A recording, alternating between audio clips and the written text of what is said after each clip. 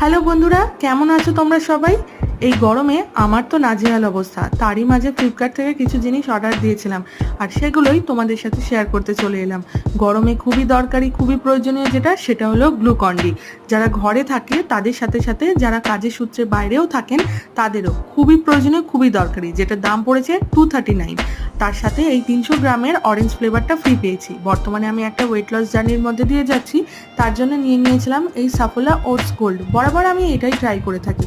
আর তোমরা ওটসের কোনটা ট্রাই করে থাকো আমাকে কিন্তু জানাতে ভুলো না। আর প্রথমবারের জন্য আমি খেতে চলেছি সেটা হলো এই চিয়া সিডস। জানি না এটা টেস্ট কিরকম, তবে খাওয়ার পর ডেফিনেটলি তোমাদেরকে জানাবো এটা কেমন খেতে। আর এই চিয়া সিডস আর ওটস দুটোরই দাম পড়েছে 166 করে।